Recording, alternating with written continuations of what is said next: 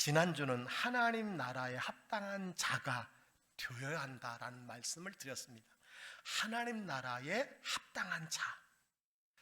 복습하겠습니다.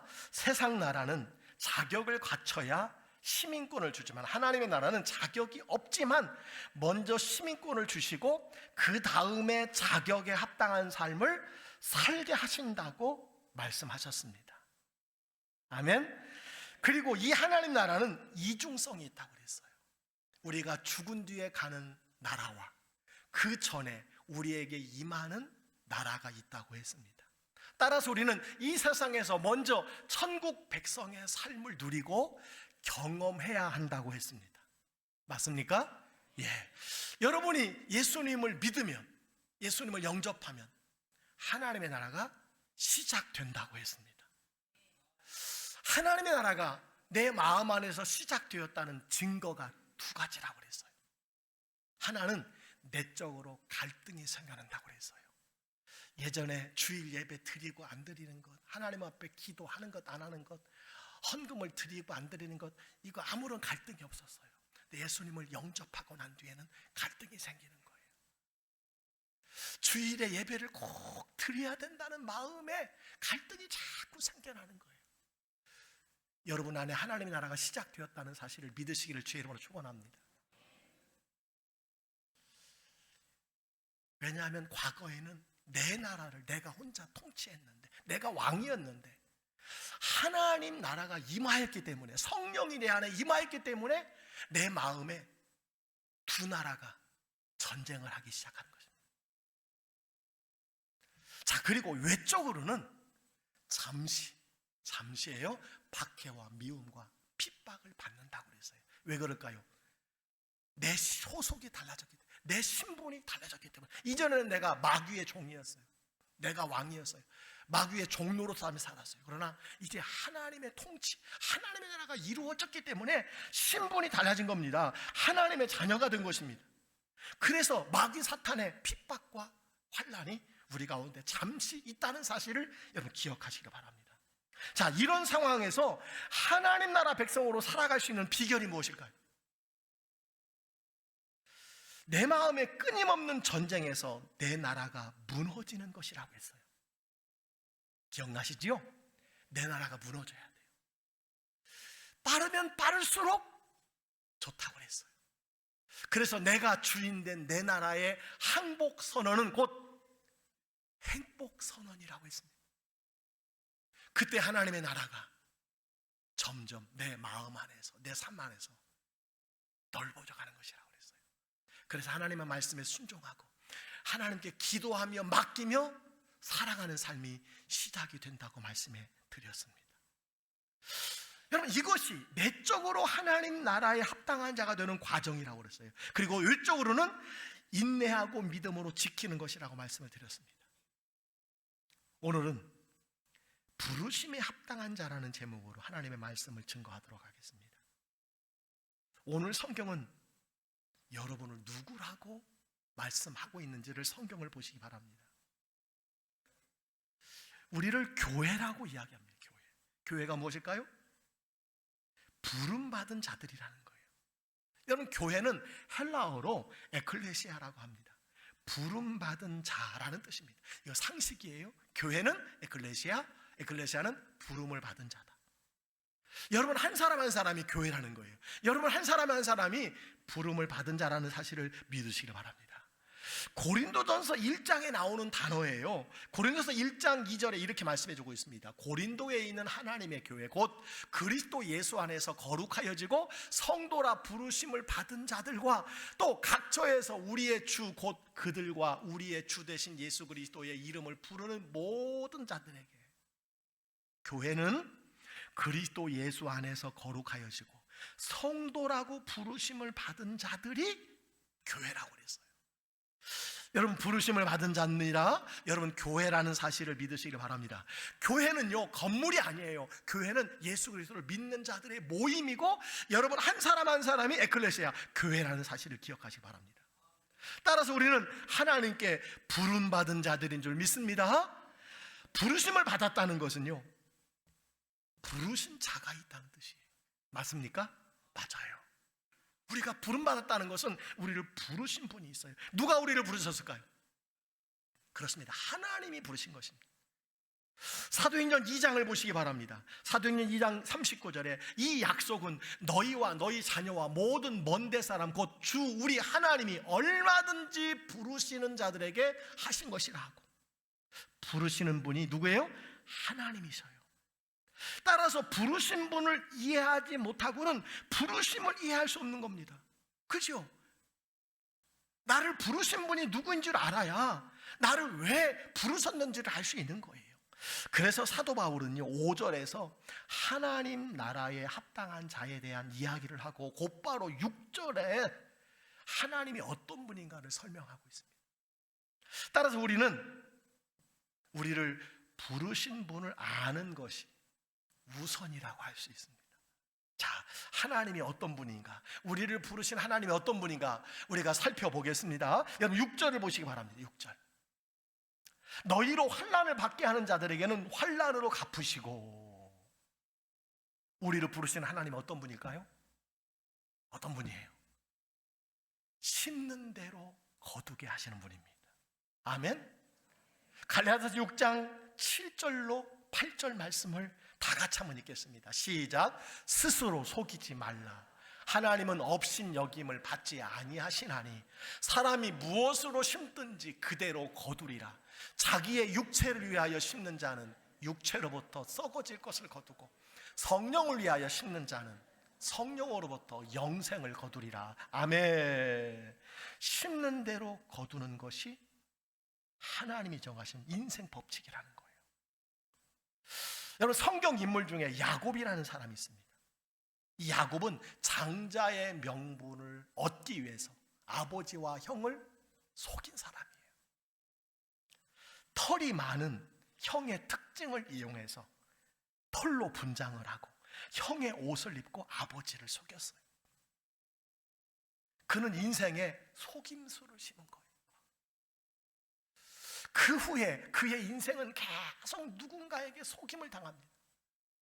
첫 번째 외삼촌 나반이 야곱을 속입니다. 야곱이 동생 라헬을 사랑해서 7년을 수일같이 일했는데 외삼촌이 언니 레아를 밤에 들여보내 주었어요. 아침에 일어나서 눈을 떠보니까 라헬이 아니라 레아였던 거예요. 여러분 아침에서야 속았다는 것을 알게 되었습니다. 언니 레아가 동생 라헬인 것처럼 연극을 해서 야곱을 속인 거예요. 아버지와 형에게 심은 대로 거두고 있는 것입니다. 그것으로 끝나지 않습니다. 여러분 야곱의 아들이 12명이었어요. 형들이 11번째 아들 요셉을 노예 상인들에게 팔아버리고 그가 입던 채색 옷에다가 양의 피를 묻히고 짐승에게 물려갔다고 아버지 야곱을 속입니다. 보세요. 자신이 속임수를 심었더니 계속해서 인생에 속임을 거두게 되었던 것입니다. 사랑하는 성도 여러분, 심는 대로 거두는 것이 인생이라는 사실을 기억하시기 바랍니다. 우리가 좋든 싫든 2025년 12월 여러분 이 자리에 이 모습 우리가 심은 것을 거둔 것이라고 생각하는 것이 옳습니다. 시편 62편 12절은 이렇게 말합니다. 주여 인자함은 주께 속하여 싸우니 주께서 각 사람이 행한 대로 갚으심이이다. 아멘. 에스겔 18장 30절에 말합니다. 이스라엘 족속아 내가 너희 각 사람이 행한 대로 심판할지라. 야고보서 2장 13절은 말합니다. 긍휼을 행하지 아니하는 자에게는 긍휼 없는 심판이 있으리라. 심은 대로 거둔다는 거예요. 특별히 오늘 말씀에 너희로 환난을 받게 하는 자들에게는 환난으로 갚으신다는 말씀이 있습니다. 놀라운 말씀이에요. 다른 사람에게 환난을 주면 메아리처럼 그 환난이 내게 다시 되돌아온다는 거예요. 여러분 하나님이 어떤 분이시라고요? 심은 대로 거두게 하시는 분입니다. 좋은 것을 심으시기를 주의 이름으로 간절히 축복합니다. 두 번째 하나님은 어떤 분이신가? 환난을 받는 자들에게 안식으로 갚으시는 하나님이에요. 안식으로. 제가 한번 7절을 읽겠습니다. 환난을 받는 너희에게는 우리와 함께 안식으로 갚으시는 것이 하나님의 공이시니 주 예수께서 자기의 능력의 천사들과 함께 하늘로부터 불꽃 가운데에 나타나실 때에 하나님을 모르는 자들과 우리 주 예수의 복음에 복종하지 않는 자들에게 형벌을 내리시리니, 하나님은 공의로운 분이기 때문에 환난을 받는 자들에게는 안식으로 갚으신다는 거예요. 여러분, 모든 사건 사고에는 가해자와 피해자가 존재합니다. 여러분, 공의가 무엇일까요? 재판관이 가해자는 처벌하고 피해자에게 합당한 보상을 하는 것입니다. 그것이 공정입니다. 그런데 하나님이 공의로우신 분이라는 것이에요. 지금 데살로니가 교회 성도들이 환난과 핍박을 당하고 있는 상태에 있습니다. 하나님께서 말씀하시는 거예요. 환난을 주는 자에게는 환난으로 갚아주시겠다는 거예요. 그리고 환난을 당하는 성도들에게는 무엇으로 보상해줘요? 안식으로 보상해 주신다는 말씀입니다.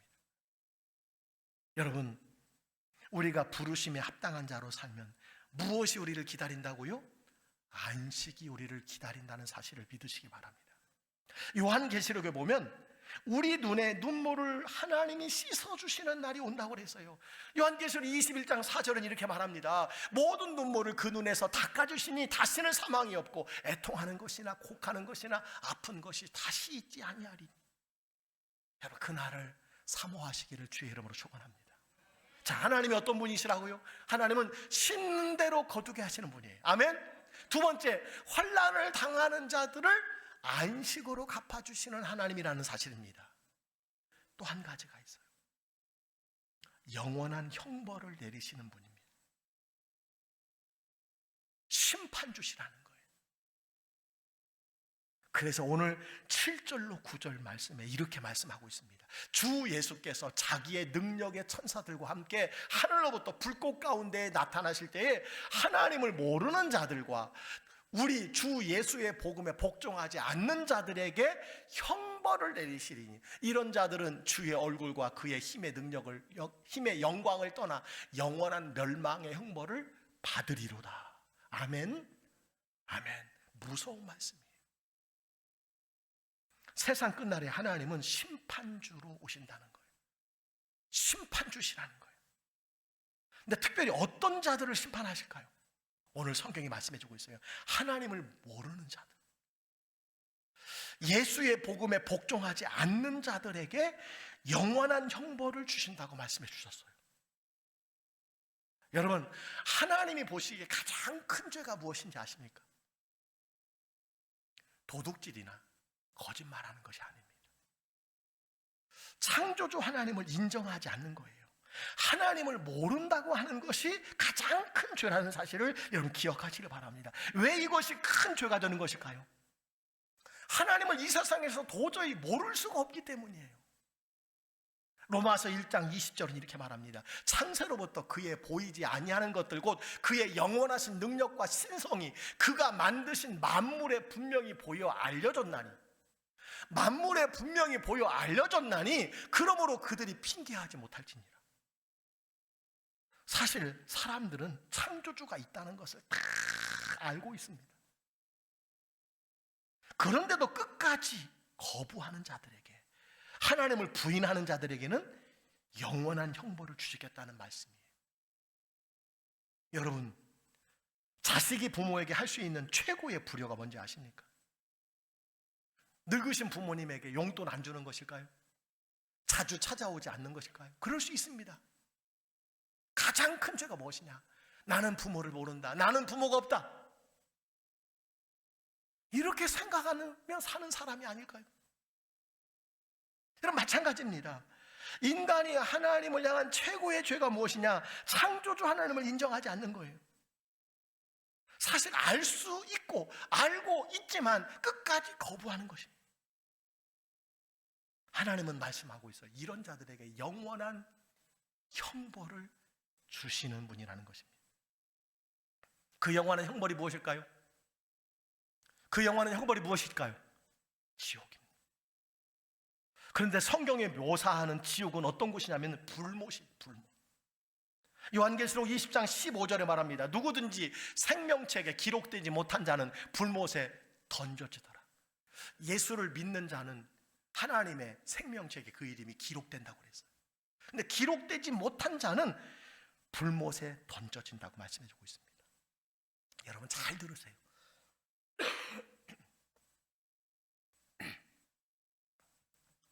여러분 불못이 어떤 곳인지 아세요? 오늘 1장 9절에 이렇게 말씀해주고 있어요. 이런 자들은 주의 얼굴과 그의 힘의 영광을 떠나 영원한 멸망의 형벌을 받으리라. 최근에 나온 새 한글 성경이 있어요. 너무 쉬워요. 너무 쉽게 풀이해 놓았어요. 이렇게 되어 있습니다. 그들은 주님 앞에서 또 주님의 영광과 힘에서 떨어져 나가 영원히 망하는 벌을 받을 것입니다. 하나님의 임재와 영광으로부터 제외되는 것이 지옥이라는 거예요. 그것이 불못이라는 거예요. 단지 지옥은 불꽃이 있어서 불못이 있어서 뜨겁고 무서운 곳이 아닙니다. 견딜 수 없는 곳이 아니에요. 하나님으로부터 차단된 거예요. 하나님을 만날 수 없는 거예요. 하나님의 얼굴을 볼 수 없는 곳이에요. 그래서 두렵고 떨리는 곳입니다. 여러분 가만히 생각해 보세요. 사람들은 하나님께 이렇게 항변해요. 아니 하나님이 자신을 믿지 않는다고 어떻게 하나님이 지옥에 영원한 형벌을 줄 수 있느냐고 그렇게 이야기합니다. 여러분 근데 그것이 잘못되었어요. 사실 하나님은 사람들이 원하는 그대로 해주시는 거예요. 이 세상에서 하나님을 끝까지 거부하는 이들은 어떤 사람일까? 하나님을 모른다고 하는 사람, 하나님 싫다, 하나님 인정할 수 없다라고 하는 사람들이 여러분 맞습니까? 맞아요. 그래서 사람들이 원하는 대로 하나님이 그대로 해주시는 거예요. 그래서 하나님의 임재와 영광으로부터 가로막힌 불못, 하나님의 영광으로부터 차단된 지옥으로 보내시는 것입니다. 이게 성경의 말씀입니다. 그것이 두렵고 괴로운 것입니다. 여러분 얼마나 두렵고 얼마나 괴롭겠습니까? 여러분 어떤 사람들이 이 불못 지옥에 들어가는 것일까요? 성경은 말합니다. 끝까지 하나님을 거부하는 자, 하나님을 모른다고 하는 자들이. 그래서 영원한 멸망의 장소로 보내지는 거예요. 살 길이 있어요. 그런데 끝까지 거부하고 모른다고 하는 자들은 멸망의 장소로 보내지는 거예요. 여러분 어떤 사람이 암에 걸렸어요. 근데 그 암을 치료하는 약이 있어요. 그것을 먹기만 하면 그 약으로 인해서 여러분 그 암이 사라지는 거예요. 여러분 그런데 그 약을 손에 쥐고도 먹지 않으면 죽는 거예요. 이 사람이 왜 죽은 거예요? 암 때문에 죽은 거 아니에요. 그것을 먹지 않았기 때문에 죽은 거예요. 여러분 지옥도 똑같습니다. 여러분은 그 괴로운 곳에 거하지 않게 되기를 주의 이름으로 소원합니다. 여러분만 가지 않아도 될까요? 여러분 자식은요? 여러분 부모는요? 여러분 형제는요? 다 그곳에 가지 말아야지요. 자, 하나님이 어떤 분인지 분명히 아시기를 바랍니다. 첫 번째 하나님은요, 심은 대로 거두게 하시는 하나님. 두 번째는 우리에게 안식으로 갚아주시는 하나님. 세 번째는 무엇보다도 어떤 분이에요? 심판하시는 분이라고 그랬어요. 자, 그렇다면 성도들에게 복음이 무엇일까요? 10절에 나옵니다. 다 같이 한번 읽겠습니다. 시작. 그날에 그가 강림하사 그의 성도들에게서 영광을 받으시고 모든 믿는 자들에게서 놀랍게 여김을 얻으시리니 이는 우리의 증거가 너희에게 믿어졌음이라. 아멘. 아멘. 이 구절이 우리가 가진 성경은 그 뜻을 알기가 너무 어려워서 또다시 새 한글 성경을 제가 가지고 왔습니다. 여러분 한번 보시기 바랍니다. 예수님이 오셔서 자신의 성도들 가운데서 영광을 받으시고 모든 믿는 사람들 가운데서 경탄을 받으실 때에 그렇게 될 것입니다. 이들 가운데 여러분도 들어있을 것입니다. 우리가 여러분한테 증언한 것을 여러분이 뭐 했기 때문에? 믿었기 때문입니다. 바로 그날에 그렇게 될 것입니다. 아멘입니까? 예. 여러분, 이 화면 계속 좀 띄워주세요. 조금 전에 하나님을 믿지 않는 자, 거부하는 자들은 영원한 형벌을 받는다고 그랬어요. 제외된다고 그랬습니다. 떨어져 나간다고 그랬어요. 그런데 우리는 하나님의 영광을 보고 경탄하게 된다는 거예요. 놀랍게 된다는 거예요. 근데 중요한 것은 오늘 말씀해 주고 있어요. 이들 가운데, 그렇죠, 초록색, 이들 가운데 여러분도 들어있을 것입니다. 할렐루야. 왜 우리가 여기에 들어있어요? 말씀해 주고 있어요. 여러분이 뭐 했기 때문에? 믿었기 때문에. 누구를 믿어요? 예수님을 영접했기 때문에. 아멘.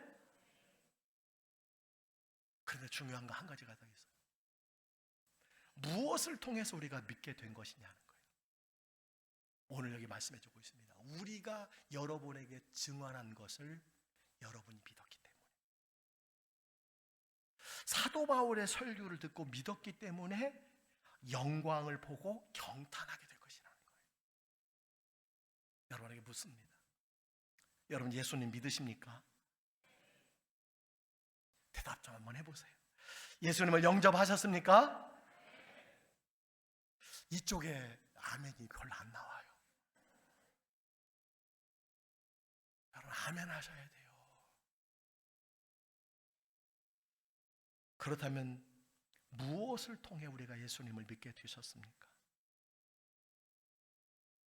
데살로니가 교회는 사도 바울의 설교를 통하여 예수님을 믿게 되었다 이렇게 말씀해 주고 있어요. 여러분은 무엇을 통해서 믿게 되셨습니까? 하나님의 말씀을 통해서, 그리고 강단의 설교를 통하여 믿게 된 것인 줄 기억하시기를 바랍니다. 예배와 설교가 생각보다 중요한 이유가 여기에 있어요. 하나님께서 저같이 부족한 목회자를 세워 하나님의 뜻을 알려주시는 거예요. 저같이 부족하고 연약한 자에게 하나님의 말씀을 맡겨주신 거예요. 그래서 신앙생활에서 중요한 관계 중에 하나가 누구와의 관계라고 그랬어요? 목회자와의 관계라고 그랬어요. 설교자와의 관계라고 했어요. 여러분 제가 우리 교회에 1년 52주면 50주를 제가 설교합니다. 우리 교회에 하나님께서 저에게 말씀을 맡기셨어요. 저를 통하여, 제 설교를 통하여 여러분이 예수님을 알게 되고 믿게 되고 합당한 자로 여러분 성장해 가는 줄 믿습니다. 그래서 여러분 성도는요 목회자와의 관계가 참 중요한 거예요. 목회자의 관계가 틀어지면 유익이 없어요. 유익이 없어요. 목회자가 말씀의 통로이기 때문에 그래요. 통로이기 때문에. 자, 누가복음 16장에 부자와 거지 나사로의 얘기가 나옵니다. 여러분 잘 아시는 내용이에요. 거지 나사로는 아브라함의 품에 안겼어요. 부자는 지옥에 들어갑니다. 음부에 들어가요. 지옥에 들어가서 생각해 보니까 자기 5 형제도 다 지옥에 올 것 같아요. 왜? 예수님을 안 믿으니까. 그래서 아브라함에게 이런 부탁을 합니다.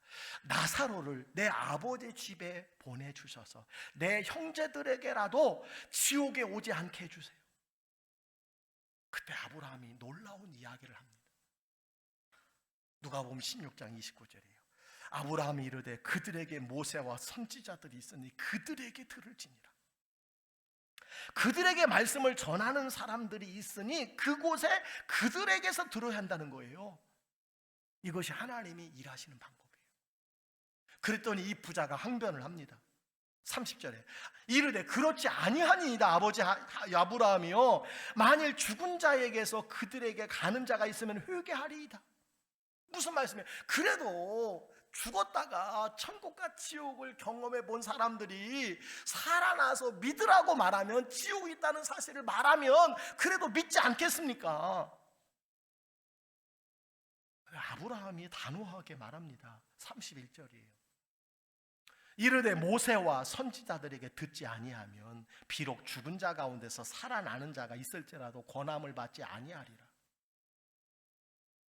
그곳에서 말씀 전하는 자들에게 듣지 않는 자는 죽은 자가 살아나도 믿지 않는다는 거예요. 여러분, 우리 주변에 가끔 죽었다가 깨어나서 천국에 갔다 왔다 지옥을 보고 왔다는 사람이 있습니다. 믿는 사람들이 이 이야기를 듣고 천국을 확신하는 것이지, 안 믿는 자가 그 얘기를 듣는다고 믿는 것이 아니라는 거예요. 하나님 보여주면 믿는다. 여러분, 보여주어서 믿는다고 말하는 사람은요, 하나님은 보여줘도 안 믿어요. 그래서 하나님은 영이시라고 그래서 영, 무슨 말, 하나님은 보일 수 있는 분이 아니라는 거예요. 하나님이 보여주면 믿는다는 사람은요, 어린아이와 같은 사람이에요. 여러분, 이 세상에 보이는 것만 있습니까? 보이지 않고 존재하는 것이 더 많습니다. 하나님 보여주면 믿는다. 여러분, 말도 안 되는 어린아이와 같은 사람이라는 거예요. 여러분, 예배 시간, 특히 설교 시간이 중요한 시간이라는 사실을 기억하시기 바랍니다. 기둥 뒤에서 숨어서 예배드리지 마시고. 여러분, 어떤 분이 그래요. 교회의 제일 좋은 자리는 담임 목사의 눈을 피하는 자리라고. 여러분, 올 때부터 그런 마음을 가지고 오시면 어떻게 은혜가 되겠습니까? 앞자리가 금자리인 줄 믿으시기를 주의 이름으로 축원합니다. 설교 시간이 그렇게 중요한 거예요. 사도 바울이 하나님이 어떤 분인지 설명한 후에 기도를 이야기해주고 있어요. 기도. 이제는 이런 하나님의 부르심에 합당한 자가 되라는 거예요. 하나님의 부르심에 합당한 자가 되라. 그래서 11절에 이렇게 말합니다. 다 같이 읽겠습니다. 시작.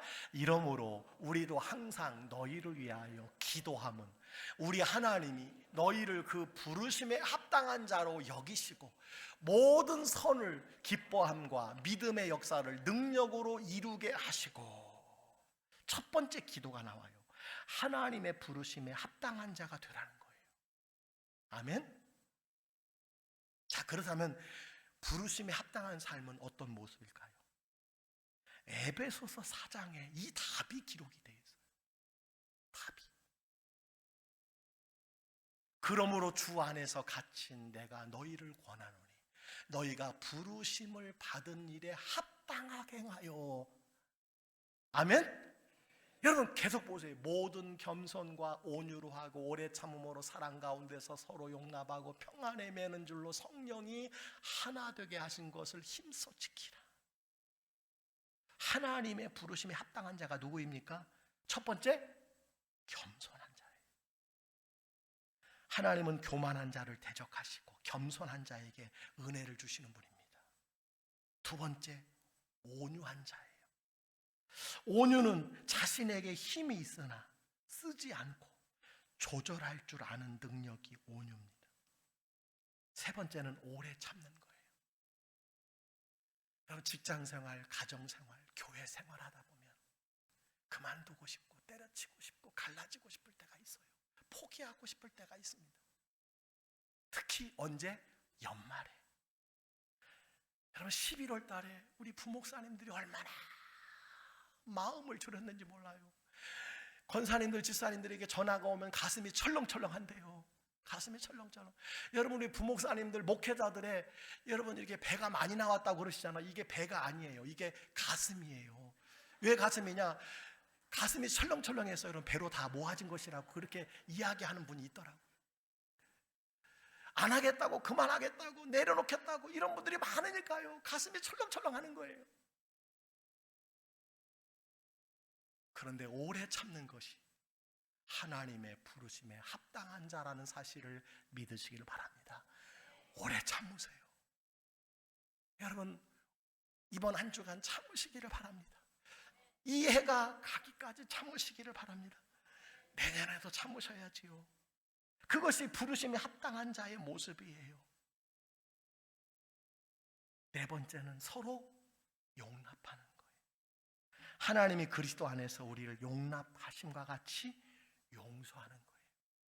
여러분, 용서하시기를 바랍니다. 덮어주셔야 돼요. 누구를 위해서? 나를 위해서예요. 나 좋으라고 용서하는 거예요. 마지막으로 오늘 말씀해 주고 있습니다. 이미 하나 된 것을 나누지 말라고 그랬어요. 이게 부르심에 합당한 자의 삶이에요. 여러분, 교회는 예수 그리스도의 몸이라고 그랬어요. 몸이에요. 교회를 나누려고 하지 마세요. 교회를 쪼개려고 하지 마세요. 하나님이 가장 싫어하는 거예요. 우리 교회가 111년 하나의 교회를 이루어왔어요. 여러분, 구역도 기관도 남녀전도회도 여러분 하나 될 수 있게 되기를 주의 이름으로 축원합니다. 마지막으로 부름받은 자들에게 특권이 있다고 그러죠. 특권. 야, 부름받은 자들에게 보상이 있다는 거예요. 여러분, 로마서 8장 28절 말씀입니다. 우리가 알거니와 하나님을 사랑하는 자, 곧 그 뜻대로 부르심을 입은 자들에게는, 보세요, 부르심을 입은 자들에게는, 하나님의 부르심을 입은 자들에게는요, 모든 것이 합력하여 선을 이루느니라. 아멘. 모든 것이 합력하여 선을 이루는 복이 있다는 거예요. 부르심을 입은 자들에게. 누구나 살다 보면 실수합니다. 넘어질 수 있습니다. 그런데 하나님이 그 실수와 실패마저도 서로 합력하여 서로 어우러져 좋은 결과를 만들어 주시는 줄 믿으시기 바랍니다. 이것 믿어야 돼요. 여러분, 따라서 기대하고 기다리시기를 주의 이름으로 축원합니다. 말씀을 마칩니다. 우리는 하나님 나라에 합당한 자가 될 뿐만 아니라 부르심에 합당한 자가 되어야 한다고 그랬어요. 자, 그러면 반드시 부르신 자를 먼저 알아야 된다고 그랬어요. 우리를 부르신 자가 어떤 분이라고 그랬습니까? 심은 대로 거두게 하시는 분, 우리에게 안식을 주시는 분, 그리고 심판주라고 그랬습니다. 그분을 끝까지 거부하면 영원한 멸망의 형벌이, 불못이 준비되어 있다고 그랬어요. 매주 강단에서 선포되는 하나님의 말씀을 믿으면 그분의 영광을 보게 될 것이고, 그분의 영광을 보고 경탄하게 될 줄 믿습니다. 이제 하나님 나라에 합당한 자로서 하나님의 부르심에 합당한 삶을 살아가기를 주의 이름으로 간절히 축복합니다. 축복합니다.